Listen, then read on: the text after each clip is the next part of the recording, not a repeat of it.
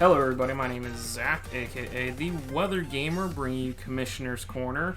Today we are joined by the Commissioner of the Nimbasa City League, Ian. Hello, that's me.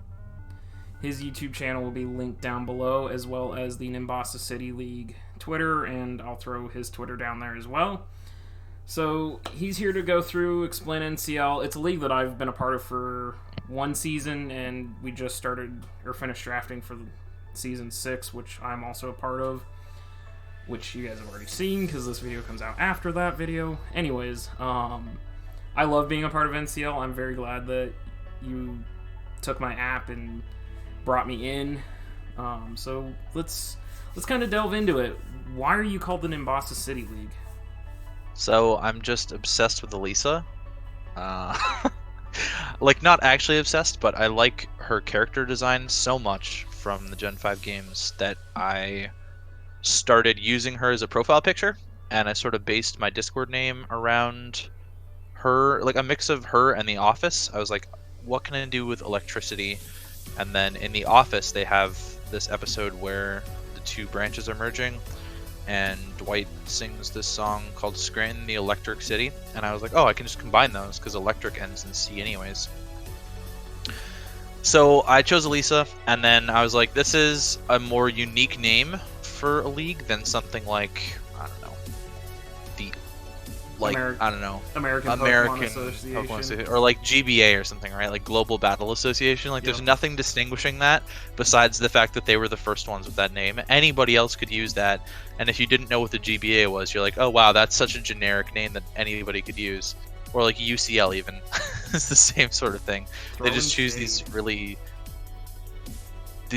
generic names for all the big leagues pretty much. NPL is another one. Like NPL, nobody, if you didn't know what NPL was, you'd be like, well, what is this? And then there's another famous NPL, and it's like, well, I'm just going to get them both confused now.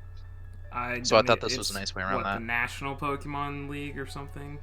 Yeah, so like the super big one that sort of fell off was the National Pokeball League, and then there's also the National Pokemon League, which is also like reasonably big. Yeah, so I do like the idea of creative, like NCL. I've never run into another NCL, like, ever. I've never seen it. I've run into NSL, but not NCL. So I think you nailed it with the league. Funnily enough, I actually ran into someone else who did run a league called the NCL way back when we were starting season 3. This guy messaged me out of the blue, and he said, hey, let's do a league war between NCLs. And I'm like, okay, first of all, who are you? Second of all, no, I don't want to do that. Because we were just sort of coming up. We only had like 12 coaches at the time, and I wasn't really keen on doing a whole league war. And his whole idea was like, oh, winner keeps the name. And I'm like, no. Yeah. But he's sort of faded into irrelevancy now, so we're the only relevant one left. And so the logo, where obviously it's the head, and I'm assuming the skyline from Nimbasa. Yeah, so I sort of had just asked Jed to make something. It didn't matter what, and I would kind of just go with it, because I like how he works creatively on logos and stuff. And he had come up with something that I forgot to send you, but this is the original one in our DMs now that he sent me. I'll pop that up here. Okay. And then he came up with the current yellow one. And then obviously over Christmas we had our Christmas one. Yep. But it was sort of more defining. And so it's like Elisa from Black and White 2, and then, you know, it's the yellow and black that has kind of been our theme for a while. Compared to the purple one that you see. The purple one was cool, but I definitely think the yellow one is better. Yeah, I liked it a lot. So I just sort of asked Jed to have creative freedom with it, and I'd use whatever he gave me. And this has sort of worked out because he's made some graphics that work really well with the yellow and black template for like colors. So I think it's perfect. I use those for my draft league recap, and those are very, very clean. I Yes. do like those. Low key, when I first joined NCL, the server, because of the small icon, I thought this was a robot's head. Like the buildings were teeth, and I totally didn't understand what it was until somebody's like, you dumbass, it's Nimbasa City. I was like, oh, okay. Oh my god, I could definitely see that being a thing, like for sure. Like looking at it from the side, I can totally understand where you're coming from with that. Yeah, I was man. like, what Yeah, is they make this? And then it's shrunk. Oh man, it's because it's shrunk and you can't, like, even when you hover Yeah. over it, it's not quite the full image. So that was the thing that threw me for a loop. So, how long has NCL been operating then? So the first season started in January of 2018. Okay. So it is now January 2020. So I guess 2 years. 2 years. Fully. Yeah. Yeah, I started draft in October of 2017, and I was starting to join some leagues, and I wasn't thrilled with how things were being run. And one of the leagues that I joined, I ended up having to become co-commissioner of, because the guy who was trying to run it had no idea how to work a dock. So I just put together like a small, really crappy dock that didn't really have any functionality to it, but it did the job, and it was better than anything he could come up with. And from there, I was sort of like, why am I co-commissioning this when I could just be doing it all myself, and it would be better because I wouldn't have anyone questioning my decisions. Other than your coaches. Other than my coaches, of course. I get At the start, it wasn't really my coaches questioning my decisions. It was just sort of people going with it, and they were happy with it, I guess. It was sort of a new experience for a lot of the people that I was playing with, because they had been going through the same thing where they were like, well, this is just sort of normal. And I guess I stepped it up for them because I did a better job of caring about how things were run and updating things on time. Yeah, I do appreciate that, because that's one of the highlights of NCL compared to some of the other leagues I've been in. NCL, you always have that dock like ready to go. Very rarely have I ever been like, oh wait, transactions aren't updated and I'm trying to team build, and it's like, you keep this thing tightly run, and I greatly appreciate that. Oh, thank you. So, Season 1, I've got your doc pulled up here. Every commissioner, so first season, I assume you had some of the same struggles that I did. Maybe you didn't unban things that should have stayed banned. Mega Salamence. But I'm sure you struggled with dropouts at some point, and like it's a new league, trying to get your feet under it. What was your season 1 like? Yeah, it was kind of just a combination of me bringing in people. I had a couple leagues, and I had one main league, the one that I was trying to co-commission, that I had made quite a few friends from. And I was just sort of like, one night, I'm going to try and start this up. I was in my final year of university, which for business is very easy. I had almost nothing to do. I had like 4 classes in my last semester. I didn't have class until like 2 in the afternoon, so I just stayed up one night and built a dock for like 8 hours. And then the next day I just started like DMing people, hey, do you want to be part of this league? I don't know if you have room or not, but it's just going to be sort of a small thing that I want to run because I want to take a stab at this. And if it doesn't work out, that's cool. And we just had like 12 people that I was reasonably close with through these other leagues. And I wanted it to be exclusive at the time, which ends up not being a thing later on. We voted on a couple things that people just they voted to ban it. Like Landorus, they didn't want to see. On the tier list here, you actually see that Hoopa Unbound was still banned back then, so that sort of dates it a little bit when people thought that Hoopa U was really broken. Yeah.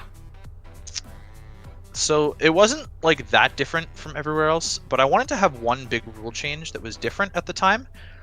And people back then, I mean, it's the start of Ultra Sun and Moon. They had like just come out, so this was like one of the first Ultra Sun Ultra Moon leagues that I was a part of. And people were pretty dead set on this rule about having to mega first turn, and I wanted to sort of just separate and not do that. So we didn't have to mega first turn, which sort of led to the rise of Mega Torpedo in the early seasons. Just being really high, and I actually mistiered it in this first season. It's in Mega Tier 2 for some reason, when it should definitely be in Mega Tier 1. But it gave a lot of viability to mons like Mega Gyarados, Mega Heracross, Mega Diancie, even Mega Charizard, kind of, just in terms of like dodging Earthquake before you evolve into Mega Charizard X. And that's pretty much what happened there. You know, there were a couple bumps in the road. People were pretty good about playing their games on time. I'm really good about bugging people to play their games on time. But people were good about playing their games on time. We had 2 drops, I think, the whole season. Damn. One of them was someone who was not very reliable and wanted to come back in a future season that ended up being banned because he wasn't really a good person, very manipulative at the time. But yeah, so he dropped. I found a replacement for him, and then someone else dropped mid-season for very different reasons that I will probably not talk about. But in come 2 other people that were stable, and that was the rest of season 1 was just that. That's super impressive that you only had 2 drops the entire season. Yeah, it's kind of helped because it was only people that I knew previously that would be able to commit to this and put in the time that I would expect from people in a league. Yeah, I mean, I did the same thing with WWC. It was all my close friends and a couple people that I had met from my other 3 leagues that I participated in, 3 total leagues participated in. And I still had like 12 coaches drop. Wow. That's a lot of coaches to drop. Yeah. I had a team literally change hands 3 times in 1 week. Oh my goodness. Yeah. So that I'm super impressed that you were able to keep everybody there. And like the first turn mega rule, I love that you got rid of that, because that was the first thing I did myself after season 1. Was I was like, nah, this first turn mega rule is so stupid. It limits so many mons. It really is. It's just the most ridiculous rule. Like it made no sense to me, and all these other leagues, I had to convince AABL in season 5 to unban that, like to make that a rule to not do. And I'm not even sure that they did that. I think they still stuck with it. Yeah, we had to first turn mega. I remember that. Which makes no sense. Like that's just, it's an early Gen 7 thing that has no basis anywhere. So season 1, Frost ended up winning. Yes, he beat me in the finals. There were a lot of issues with how the playoff structure was for this, and I kind of just winged it a little bit. It was only 12 coaches, but there were 4 divisions of 3 people, and if you won your division, you got a guaranteed spot in the playoffs, and you would play a wildcard team, which was then the next 2 highest records from each conference. And it somehow worked out that the conference that Frost and I were in was just really good that season. Like Jed finished in last in the conference, and he was 7-5. Wow. And then the other conference, the top record was Nacho at 6-6. And so a 2-10 team actually ended up making playoffs because of this weird divisional scheme that I had for the playoffs, which was just awful. So I don't know why I kept that for as long as I did. That whole thing actually stayed until season 3, and at that point I was like, yeah, this is really dumb. It ended up biting me in the ass in season 3, where I had a better record than someone in the other conference who made playoffs, and I'd already put it in that was going to be gone, but that was kind of just the final nail in the coffin, where it's like, wow, why am I even bothering with this? So I mean, that playoff format, just, it was really bad, and you know, Frost ended up playing really well though, and he won the title. Yeah, and you have your NCL's playoff, the way they do it is very unique. I've never seen how you do your playoffs anywhere else. Yeah, Mount Silver used to do it this way. I kind of stole the current model from them. Just because we thought I'm a mod in Mount Silver as well, of course, and I mean, you we and thought that it Johnson are was kind really of close cool. friends, from what I can tell. Yes, we are for sure. I thought that it was a really cool idea, the way that he was planning on doing it, and I was just like, I'm stealing this. So, for those of you that don't know, the way they do it is top 8 make it. There's no divisions, no conferences, which is something that WWC is finally catching up to. Ian may or may not have had a play in that one. But the top 8 make it. The 1 seed picks who they play. They can't pick the 2 seed, but they can pick anyone 3 through 8. Then the 2 seed gets to pick anyone that the 1 seed didn't, 3 through 8. The next highest seed that's left picks, and then the last match is set.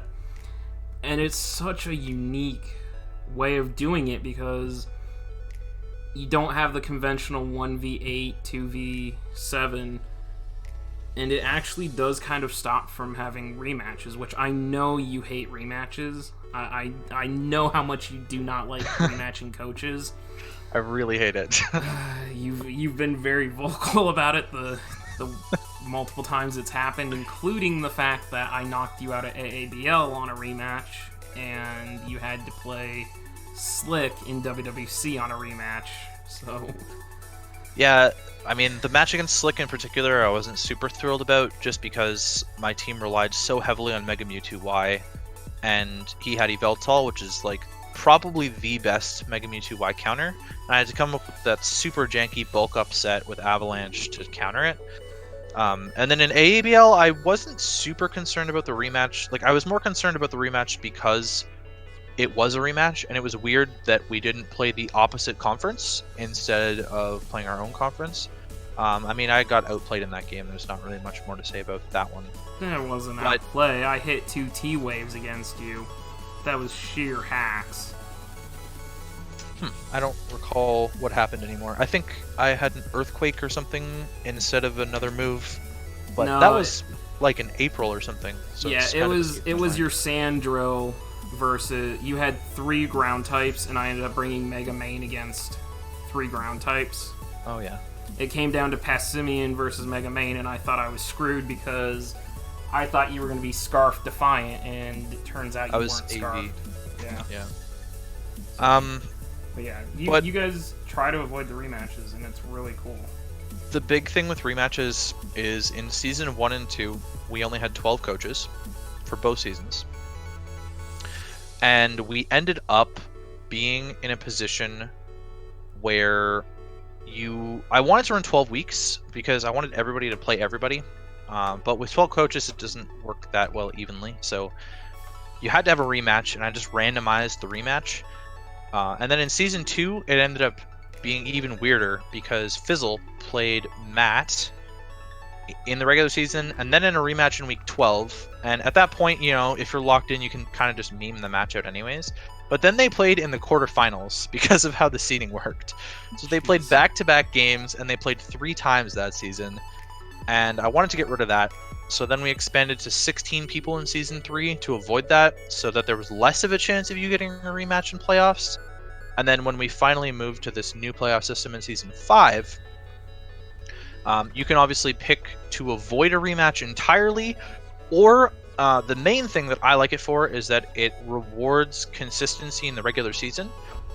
So while you normally would be maybe put in a point where you're in a 1v8 matchup, and maybe the 8 seed has a good matchup against the 1 seed, and maybe the 8 seed actually beat the 1 seed in the regular season, now all of a sudden the 1 seed doesn't get rewarded for that, and they should have thrown a match, or they maybe should have played worse in another match to finish in the 2nd seed so that they could get a better matchup in quarterfinals.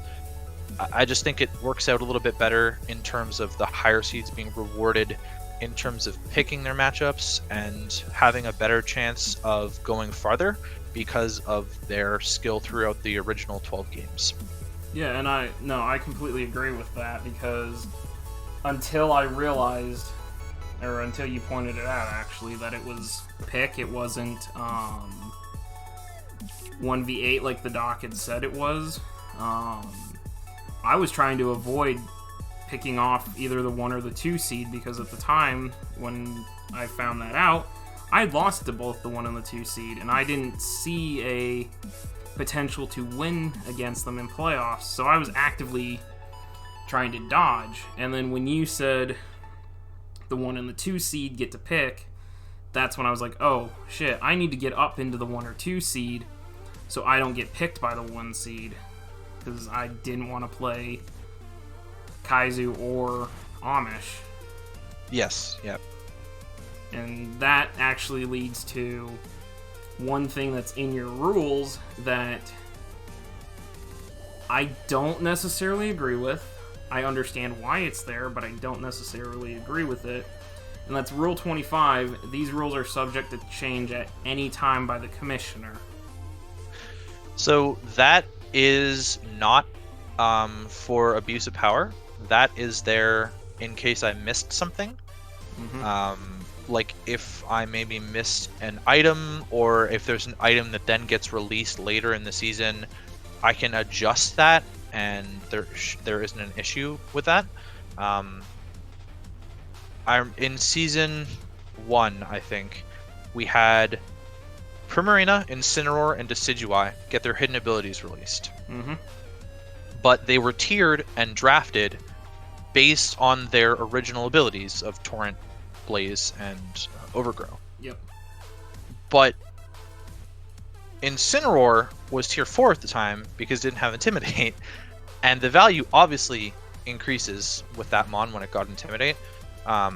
So in that case, I sort of just made a ruling like, yes, you can use these abilities for the rest of the season and they'll be re-tiered later, and that's just kind of what I would use that specific rule for in terms of it being subject to change at any time. I'm not saying like, oh, I'm going to change it and be like, haha, joke's on you guys, I finished 13th. Actually, 12 through, it's the 12th and 13th place teams in the finals now instead of anyone else making playoffs. Yeah, I mean, I know you wouldn't go that drastically. It just, for me at the time, until I understood why you did that, it tilted me a little bit, because I was like, no, it's supposed to be 1v8. That's how it's laid out in the rules. I'm already thinking about where I'm trying to get myself positioned. And you changed it. I was like, what the fuck? Why did he just change this on us? He's making changes mid-season. And then I was like, oh, Doc's not right, or something like items. And I was like, okay, yeah, no, this makes sense. I never say it in the rules doc, but I do the same thing. Like, I'll adjust things as need be. So I get it. So. It kind of just came from my business background. I was creating the league. I actually was like working on the doc in the middle of a business law class, and I sort of put that in as more of a contractual obligation rather than anything else substantial. Yeah. I mean, like, I get it. It's just, as a new player, fresh to the league, that can look a little sus at times. But once you've been around and once you know how Ian uses that power, you understand that, no, it's not like Ian's here to abuse the power of being a commissioner. Honestly, yeah, Ian is like one of the most... We actually vote on pretty much everything. I was going to say, you're honestly one of the most corruptible commissioners I can think of out there. Like, nothing is going to really phase you. That was a large meme for a while. With no substantial like reason to it. It was just people would call me corrupt, and I sort of tried to go more and more away from ever being in a position where I could be corrupt, because that had a lot of impact on me personally at the beginning of making the league. Yeah, I mean, I get it, because, for example, the draft position videos are already out, so I can say this and not get myself in trouble. For example, you look at Alpha's roles for WWC this season, and both of Jake's supervisors ended with the first and second overall picks. And then when I rolled the Gamma wheel, Jake is number 2 right behind you. So I said it numerous times in the video. I'm going to get called for rigging it because Jake ended up 2 and his supervisors ended up 1-2. And I was like, it's literally how the RNG came out. But I understand that just meme. happens sometimes. Yeah. Because like, there's not much you can do about that because RNG's out of your control, but you know that people are going to have a reaction about it either way. Well, and the biggest issue is, for me, it came from PCF, the Phoenix Cup Federation, because their commissioner, they meme him for rigging, apparently, and so then by transitive property, because he played in WWC for a season, I now rig, and like it's just a meme that goes everywhere. I think everyone, as they're starting out, joins some sort of sus league where something happens like that. The league that I ended up co-commissioning, I left that, and it wasn't in a super professional way, but that's kind of a whole other story.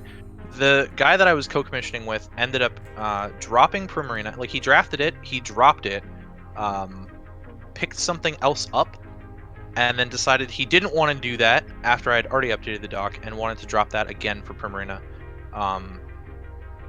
After the week had already started. So he made the transaction before the week starts, and then he makes the drop and is like, yes, this is effective this week on like a Thursday. Yeah, no, and that it's like, fly. What do you mean? And he also said that it wasn't going to count for his transactions, and I was like, okay. No, that doesn't fly either. Yeah, that's sus. For me, it was a league where my friend joined as a replacement, and he had to take a forfeit L from the previous coach. Understandable. Then, by the way, you're muted. I don't know if you realize that. Yep, that's sorry. I was typing. Then I got a forfeit win. My opponents for that week, his team, they replaced him with a replacement coach after giving me the forfeit win. And then they undid the forfeit win and said, no, you have to play this game. Okay. And they wouldn't let my friend make up his game when he joined. So I was like, okay, I'm out. Screw this. So the suspect leagues, they're the ones that make you go, nah. Yeah. So is that suspect league why you have that's the why rule I created about... my own. Well, yeah, that, but also... why you have the rule about you can't trade back in the same week? Because that caught me off guard last season. Can't trade back in the same week. No, that is from season 4, I believe, and this stems from Frost. So he was making transactions. I think that's why. It's because of this. He was making transactions, and he'd used all of his free agents. Yeah, this is why. So he'd use all of his free agents, and so he would trade something to someone else, and then they would drop it, pick something up, and trade it back to him. And so to avoid that, you can't trade something back in the same week. So let's say I traded him Alakazam for Breloom, and then I drop Breloom for Buzzwole and trade him back Buzzwole for Alakazam. That has to be done for 2 weeks now instead of 1 week, so that he can't just have instant transactions when he's done with his free agents. Is that just solely because you don't like the idea of an instant transaction? No, it's because he was abusing it. Okay. He did it like 5 times right before the trade deadline, and I was like, this is not going to be a thing in future seasons. Okay. Because that's something that I allow in WWC. Jake and I did it last season, where he wanted to remake his team. He was out of FAs. I wasn't going to use my FAs because I was locked in with the team. It was something I was comfortable with, and I said, sure, I'll dump my 4 FAs, just take these Mons for me, I'll take the ones you don't want, and we'll make it work. Yep. And like that's what I was trying to do with Box too last season when that caught us, because I just didn't realize that was the rule. I get the abuse of it. Like, obviously, if someone is just going around to every single coach that has an FA and is like, hey, are you going to use this? It's the deadline. If not, can we make it work? Like, obviously, I get that. I may or may not have been guilty of trying to do that last season myself. But at the same time, it kind of shuts down the ability for some people to really bail themselves out. Yeah. Like, I'm not saying change it. I 100% understand why you do it. I get it. It works, and it's just something that people have to adjust to. It's just, I was trying to discover the reason behind it. For sure. It definitely punishes people who draft poorly, but I think if you want to be successful and you're relying on that late in the season when you're trying to do that, like some people were trying to do it on the transaction deadline, then you probably should have rethought how you're going to draft. Like, I just think that's a skill that is learned through trial and error, and that's why I only have 3 free agents, is because I don't want to reward people for drafting poorly. I think that's kind of a you problem and not a me problem, just in the way that I not like you as in Zach, but you as in players. And I just think that by doing that, potentially people learn how to draft better as well.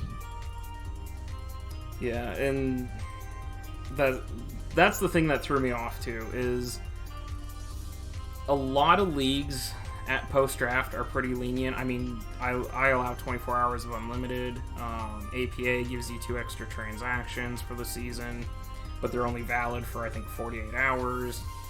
PCF has a 24-hour. LTPL had a 24-hour. LDL, I think, has 24 hours of just, like, free transactions. And I know you and Mount Silver, again, you guys are kind of hand in head, and I think Red is the 3rd one in your guys' triplets. That really screwed me up, and that's why I was looking for free agents so much throughout the season, because I drafted poorly. You're right, that's 100% on me.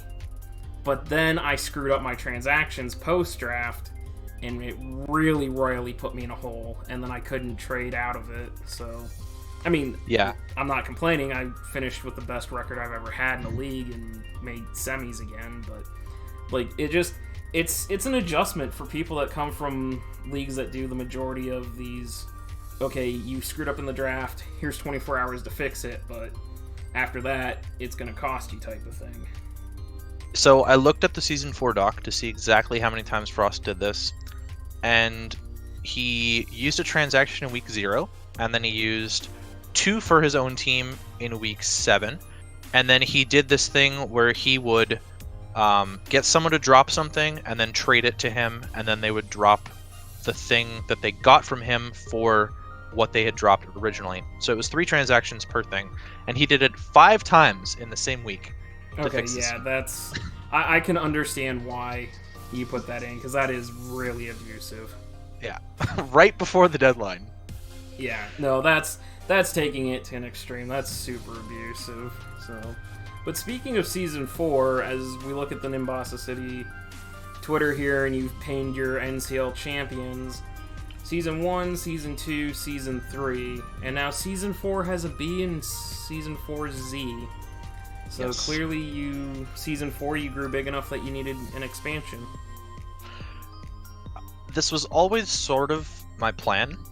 I thought if things were successful in the beginning, that I could make this a thing and learn along the way and stuff, and if people really liked me and the way that I was running this, that we could grow really big. Some leagues that I look up to are like Hive. They've got 4 16-man divisions, and they run it really well. And I sort of wanted to end up in a point like that, but starting out with 12 people, it's hard to expand up to that level when you don't know a ton of people. So Season 1 and 2, we had 12 people, and then in Season 3, I'm like, okay, I'll take expansion a little bit slowly here. And I picked up 4 more people, and we finally had 16 people. And then in Season 4, I'm like, all right, now's the time. It's peak. It was kind of like peak Gen 7 in terms of when people were joining and whatnot. I think it was like we were drafting in like March of 2019. And it was sort of when people were still playing draft really a lot in Ultra Sun and Moon before getting burned out in the summer. And I decided to expand with another 12 people. And I didn't want to do a 28-man draft because that's a horrible idea. don't at me, WBE. That was an awful idea. APA Indigo, when they have Nat Dex, runs 24-man. Also, just I want to cringe hearing that. I hate 24-man. I'm already not happy that WWC's at 20. Like 16 coaches is where you should stop on your draft. So don't go over that. I mean, I kept the same 16 for Zubstrika, and then popped out Blitzel out of nowhere, and it was like, okay, well, this is the first season of having a new division, so we'll just make things easy. You know, some of the coaches in Season 4 in Zubstrika are now current Blitzel players because they didn't really have the skill level at the time, and everything's sort of balancing itself out now 3 seasons later. But with only 12 people, I had to go back to the whole rematch thing, and it wasn't super duper competitive back then. My initial idea is that I wanted it to be more of a development league and have people that were less skilled in that division moving up.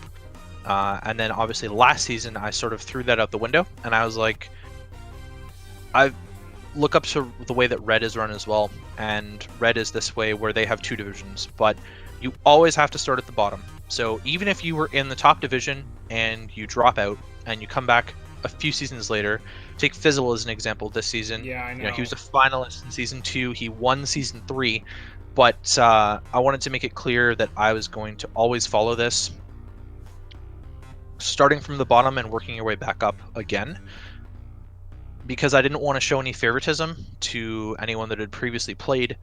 Bringing them straight into his Zubstrika spot isn't really up my alley, and I've just been asking the highest placed people from Blitzel the next season to move up now. So back then Blitzel was, I mean, it was different. Like, I didn't do the division thing. Again, I didn't go back that route. Even with 12 people, I just went with the 1 plays 8 or whatever, and only 4 people didn't make playoffs. And now we're up to 16 in both divisions, which I think is a nice current spot for it. But I did have a lot of interest this season for Gen 8. I had to deny 4 people spots, and that was only just from asking within the server. So it's definitely in the back of my mind about bringing in a 3rd division here if I can fit in 36 people just from within the server and not have any external applicants trying to be interested. Maybe that's in the cards. Yeah, and we'll touch more on that when we go to like where you want to take NCL, because you've been going at that a little bit here and there. But so we're into the current season then. Yes. We're into Gen 8 meta and Dynamaxing and Gigantamaxing and Z crystals allowed or don't allow. Do we keep Mega? Do we do this and that? And you know, as a fellow commissioner, it's a lot to have to think about, just sitting down and being like, okay, well, do we want to use Z crystals? Does that make the league attractive to keep Z crystals in Gen 8 when we've just spent roughly 3 years dealing with them? Do we keep the Mega Evolutions? Because a lot of people love using Megas, but at the same time, some people want to move on from it, or in the case of Dynamaxing and Gigantamaxing, that system's so overpowered. Can the league sustain and be fun like that? Yeah, I had this discussion with myself in my brain a few times, and then with my mods probably 5 or 6 times as well. And I wanted to wait a little bit as the games dropped, just like you did with WWC, to sort of scout out what other rule sets other people were doing. A lot of niche leagues, I've been joining a lot of servers for future plugging purposes, and poaching, I guess you could say. Yeah, I saw you you appeared in LTPL. Actually, I don't know if you were in LTPL yet or not, but I was not. I know you're in LDL now. I've seen you show up there. Yep, I showed up in PCF, I showed up in APA, GPL with their custom megas, I'm in their server now. KHD's League, MLP, I showed up there. I just kind of mass joined servers of people that I knew to plug in eventually, because Yeah. that's part of my goal later, which we'll get to in that section. But a lot of the plugs that I see are for non-Dynamax Galar decks post-home, which is kind of, I guess, the standard rule set now. I hate those types of leagues. I really do, because there's no diversity to it. You see the same teams getting drafted over and over again. It's usually you have a rain team with Barrascuda Pelly. You see a lot of, like, because of the speed tiers and all that, there's basically from base 100 to base 120, there's nothing. It's just barren. It's a wasteland. You can't find decent speed. It's really bad. The only one that I can think of off the top of my head that even fits in that range from that dex is Whimsicott.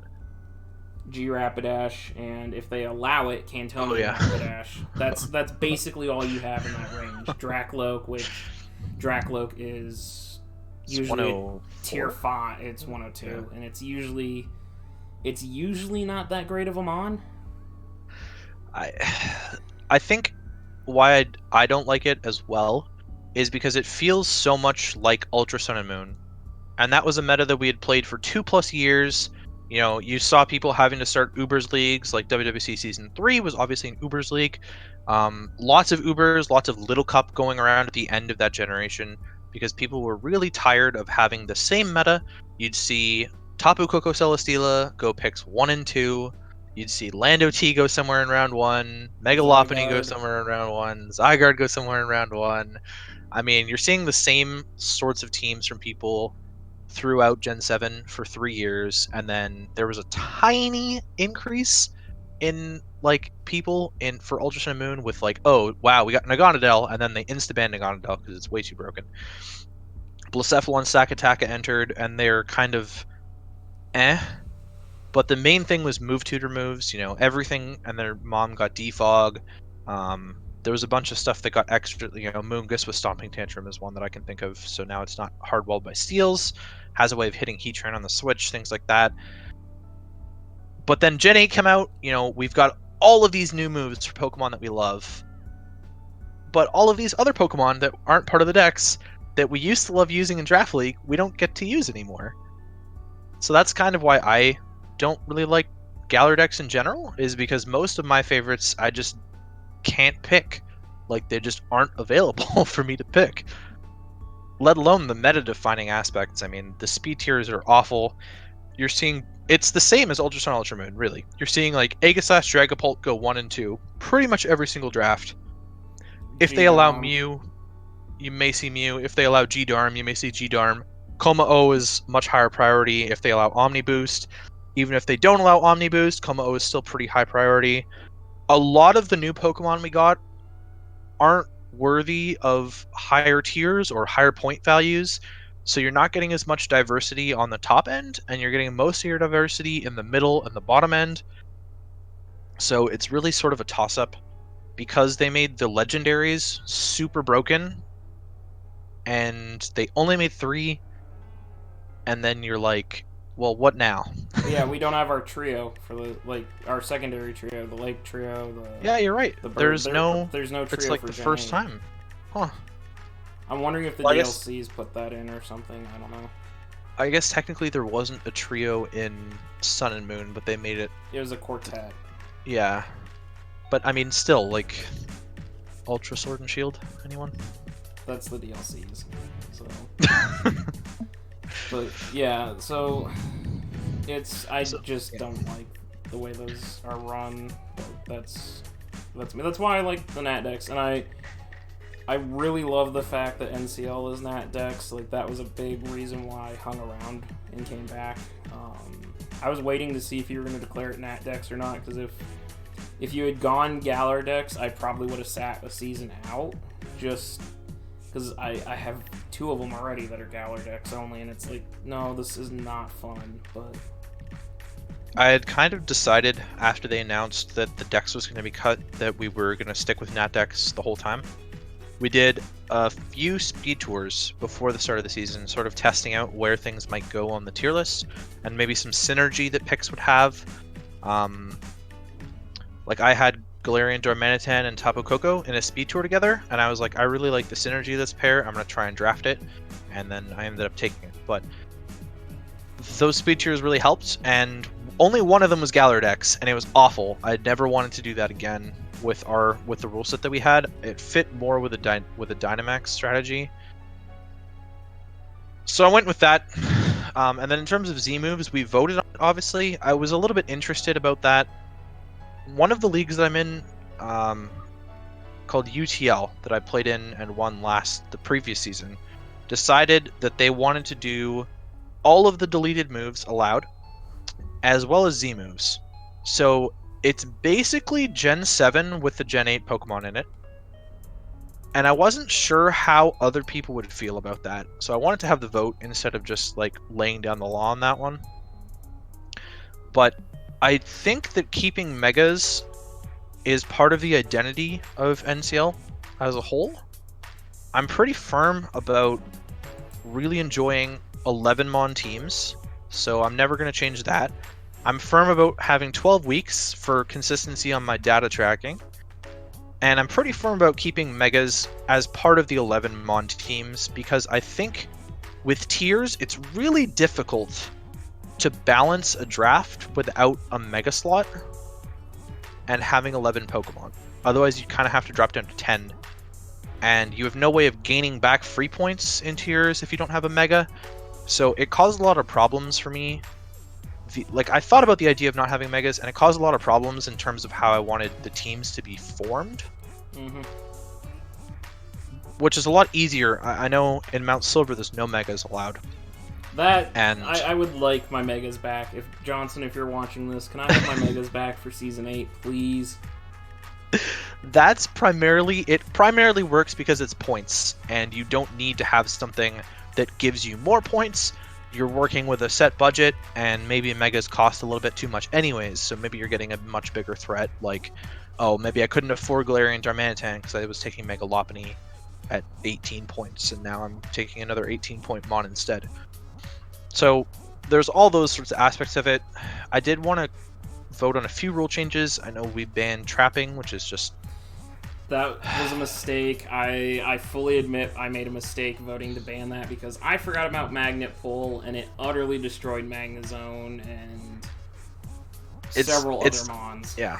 It's going to destroy the tier list this season, and it's not going to be a thing in future seasons. I just wanted to it was one of the things that I had established at the beginning, that trapping would be allowed, and I wanted to reestablish it in the new generation, and I don't know why people have a problem with Arena Trap and Shadow Tag. It's really easy to prep for them, and there are ways of prepping for it, so like I don't understand why it's that big of a problem. I think it's but more the when Shadow people figured Tag out that's got people. I think Shadow Tag's the one that's it's not so much like which is just primarily Gothitelle, so Yeah. it's just really Gothitelle they have an issue with, I guess, because Yeah, Arena Trap, I mean, Doug Trio is really frail, and Shed Shell is super easy to put on an your electric type that it's going to trap, right? But Shadow Tag, I mean, Gothitelle's a threat to a lot of things. I still think it's kind of overrated, and Gothitelle by itself, you need to have a certain playstyle to use it well enough that people are going to hate Shadow Tag. And honestly, Gothitelle is the only reason I voted for that. I totally forgot about Doug Trio. I was like, I don't care about Doug Trio. Yeah. It's frail. I literally voted because I didn't want to have to deal with a Shadow tagging Gothitelle at some point, and then I was like, oh. Yeah, I guess this doesn't matter. I'm still playing like I'm a rookie. I can prep, I can deal with Shadow Tag, so I would gladly change that vote if I could. Yeah, I mean, Tier 1 Gothitelle is where it would have been anyways, and looking through Tier 1, there are so many other things that people would take over that it's just weird to me that happened. But again, it'll be changed in future seasons, so I'm not super worried about it. We'll just have one season where it's all screwed up. Yeah, and that's the other thing. Running tiers. And this is why WWC switched to points after the Uber season. There's some issues with just your standard 1 through 5 tiering because you look at it, and I'll just throw some examples out. Sure. I would not take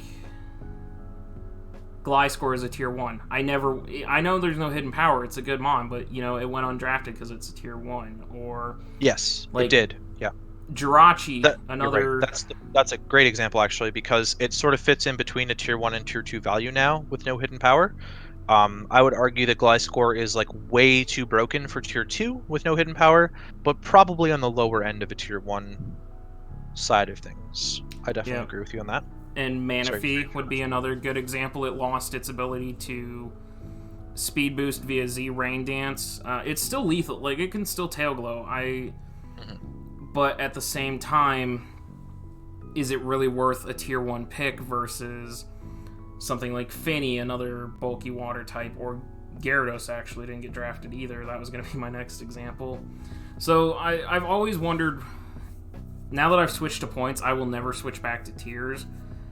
Kind of your thought process on staying in the tiers. So Jay in particular has tried pressuring me into switching to points all the way back to season 1. He was just spectating at the time, but we've been really good friends since like 2017, and he was sort of giving me some advice at the time. And he was like, you should do points because Mount Silver does points and points are better. And I'm like, okay, well, let me try out Mount Silver and I'll see if points are better. It's a bit different in terms of drafting styles between the two. But what really solidified my decision to always stay with tiers is around season 3 all the way up to season 5. I was just constantly in leagues. I was in, was it 11 at one point last season? And I think at one point, NCL was the only tiered draft that I was in. And I understand the difference between valuation and points are much better at determining valuation. There are ways of doing that for tiers, which is something that I'd like to bring up in the where do we go now section, because I do have ideas for that, of getting better value out of tiers than what you currently have. But when every league is points, that just kind of gets boring, like I wanted us to be a spot where people could still have fun with a tiered draft, which is really the base of what Draft League is. I mean, that's what the GBA started with, and that's kind of where Draft League has evolved from.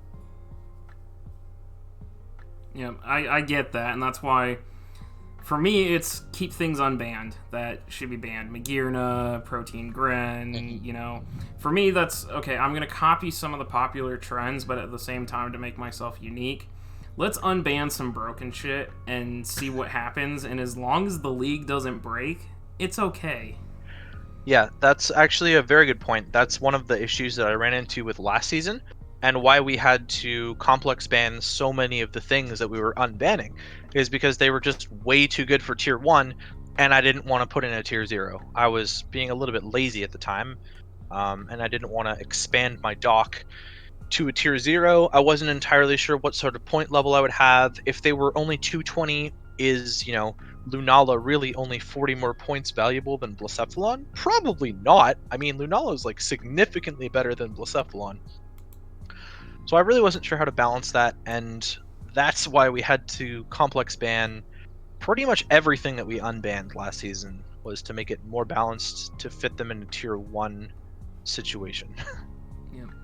So going forward now, because we're nearing the end of our time here, future plans for NCL. What do you want to do? Where, I know you want to be like, you look up to Hive, you look up to GBA before it started to fall. Where do you see NCL a year from now, 2 years from now? So I think, the APA style of running things is something to look up to as well. I think they go a little bit too hard and they involve too many people. I don't feel comfortable losing that much control. I'm sure Panther is comfortable with having people run things Panther for him, literally delegating creates that a way. league every week, and he's like, here, you take this league. Here, like, the man does not stop creating leagues. I'm not really good with delegating, and I've had issues of people trying to steal my docs in the past. So I'm sort of more protective about running things and having things done my way, just because that's kind of how I am in life as well. I don't really. My dad will be like, "Oh, I can help you put on your windshield wipers," and I'm like, "No, I'm gonna do it myself, thanks." That's just kind of my personality. So there's probably a peak where I can run things myself, and then after that peak, I could delegate, and we could grow further. But I'm not really ready to do that sort of thing. So I think by myself, I would want to run 3 divisions. So I'm definitely looking at expanding into a third division if the player base for draft is still there, and if the interest in NCL is still there in the future. And then in terms of our tiers, this is an idea I've been working on for a while with Jed.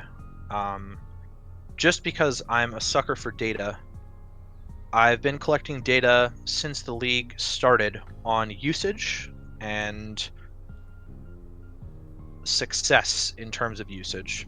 And so we're going to start moving towards usage-based split tiers. So instead of just tier 1, you'll have tier 1 plus, tier 1, and tier 1 minus. And that's sort of split based on how often things have been used. And so if they're used more, they're obviously more powerful. Something like Tapu Koko that was going first pick in every draft in Ultra Sun and Moon would be a tier 1 plus because it's worth more, and therefore it now costs more. So maybe you see it less, maybe it drops in value a little bit later on and just turns into a tier 1. And it gives some things like Gliscor in this case a little bit better valuation because it could drop in price, and then maybe it's more valuable to you because you aren't paying as much for it. So that's something that we've been working on for a while, and I want to implement next season is usage-based tiers based on the stats that I've been bringing forward, and giving more value to the draft board because regular tiers is so bad. And this is something that I have taken from Hive a little bit because they do split tiers in terms of tier 1A, tier 1B, things like that. And I liked the split of that and how it does really affect the valuation, but they also sort of have rose-colored glasses on the valuation. Yeah. um, they had Shaman costing 140 points, for example, which is, I think, Shaman's a very solid tier expensive. 3. And they had it as a tier 2A, so that sort of shows you how things affect it there. And I think that this is a nice system that will help move things in the right direction. For example, I've been trying to vote Chansey from tier 2 down to tier 3 for 5 seasons, and it has never passed for some reason. People continue I to would think not send it from 2 to 3. I would vote against that. However, if you it were to make is it, okay. It's a 20-point difference between tier 2 and tier 3, and it's statistically worse than Blissey, but and yet Eviolite. Blissey is tier 3. That's the point, though. Blissey is a much better utility-focused Pokemon that doesn't have to rely on a Eviolite. It can get its own recovery. It can take a Chople Berry and counter back. Whereas Chansey, you're waiting to be knockoff fodder. I don't know. I think that they should probably be No, in the same it's tier. That's just one of the things that I have a stronger opinion about, and yeah, it no, was it's the valid. example I It's used in this valid. case. Alakazam is another one that I've barely seen drafted, and it's probably more of a tier 3 value based on just never being drafted in 5 seasons until this season. So, for example, if we were doing usage-based tiers this season, it would probably cost a little bit less because you hadn't been using it before. And it kind of brings some more things up into the light. If it's used less, maybe you're going to look at that more. You take like a tier 1 plus, which is going to cost, I don't know, let's say 200 points, right? Take a tier 1 plus, and now you have less free points to work with. Maybe you find some hidden value in there, and maybe it makes your team a little bit better. We'll Yeah. see. Yeah, it's definitely a valid strategy. I do think it helps improve upon the clunky 5 tier system. And the one thing before you start like going for those split tiers is maybe give it a couple seasons with the new meta, because the fact that Alakazam got drafted this season, I partially think might have to do with the fact that Pursuit is gone because it's no longer a Pursuit trap fodder. Yeah, I agree. Most of the stats from this season will probably be a little bit skewed, and it would probably rely a bit more on previous seasons, like seasons 1 through 5 stats, on tiering the old Mons. I'm just trying to get a basis on the new Mons and what's in a good spot and what isn't, which is why we voted on a lot of the new Mons and where people thought they should go. I still think Stone Engineer was too low, but I'm not going to complain. It also depends on the rule set, of course, right? Yeah. Like we didn't allow deleted moves, so a lot of stuff got changed a little bit based on that. I mean, Alakazam's obviously a little bit more valuable with no pursuit. Mega Scissor, for example, is probably the most broken Mega at all because of no hidden power fire slapped on there. I can't believe we gave that to Fizzle. Yeah. Uh, so there's a lot of stuff that changes based on the rule set. The rule set will definitely evolve. Um, but with 5 seasons of previous usage statistics for other things, I don't think it's that difficult to sort of tier those. Yeah. And then tier the new stuff around that. Definitely. So.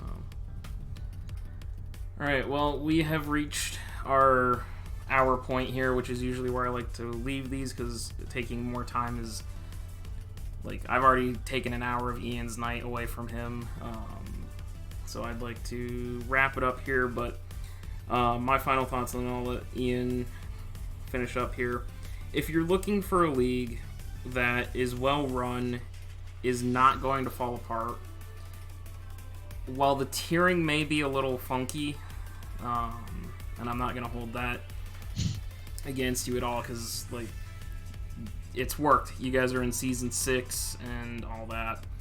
I would highly recommend NCL. I've only been there for a season. I didn't spectate anything. What ended up happening was I think Jed sent me an invite and he's like, here, come join this off-season mono type Rambats tour, and I was like, sure, and I made it pretty far into that, and I was like, okay, this is fun. I recognize Jed. I know a couple of other people. Let's sign up. I'm looking for a new league to give me 3 because I had a falling out with another league, and it's like, let's try it, and I loved it. Granted, I was doped for the first 3 weeks of the season, but I will say NCL is probably one of the most enjoyable leagues I've been a part of. I fully plan to continue to stay in NCL as long as Ian will have me, and as long as he'll let me put up my bullshit shenanigans and stay in Blitzel forever. But yeah, definitely check out NCL. Go follow the Twitter. Go sub to Ian's YouTube channel. I'll see if Ian will give me an invite link that I can link down below. If not, then hit the WG server and ping Ian or ping me, and I'll ping Ian, and we'll get a link out to you. I know you like to keep that kind of closed off, so check it out. Had people. I understand because I've had open links spammers before, and it brings in a lot of trash. So it's just spammers trying to ping rolls. That's all. Yeah, I do 100% vouch for NCL as a very good, very wholesome league. Yeah, the chats can get toxic, but that's just the nature of the people. You just got to learn to deal with it. I got memed the hell out of it for calling Ian toxic at one point, but that's still my favorite copy pasta. Yeah, we're not talking about that copy pasta. That never happened. That never existed. I've apologized. It's a dead meme. We'll let it go. But your final thoughts here, Ian, on NCL? Yeah, I mean, definitely by all means. I just linked Zach a permanent invite in our DMs, so feel free to check that out. If you're gonna come in and be toxic, then I'm gonna kick you. But besides that, if you're there to have a good time and whatnot, then by all means. We try and host an off-season tournament. Most off seasons, sometimes we sort of host a season closer together, but usually we have about like a 2-month off season with a no prep off season tournament in quotations, where it's just like best of 3 Randbats or best of 3 Battle Factor or something, which will still be the case obviously with the expansion coming out in June. We're finishing up probably around the start of May this season, and I don't want to start another season until the expansion's out. So there will be an off season if you're interested in that. It'll happen in May, which is quite a long time from now. But if you join the server, then you'll know about it. Yep, definitely do it. So, Ian, I want to thank you for giving me an hour plus of your time to talk about NCL. I really do hope for the best for NCL. You can count on me definitely trying to help you grow and plug and all that. It's been a wonderful ride, and so I really do appreciate this. Yeah, thank you very much for your time as well. So with that, Ian and I are going to get out of here. Again, check out the links in the description down below, and we will see you guys later.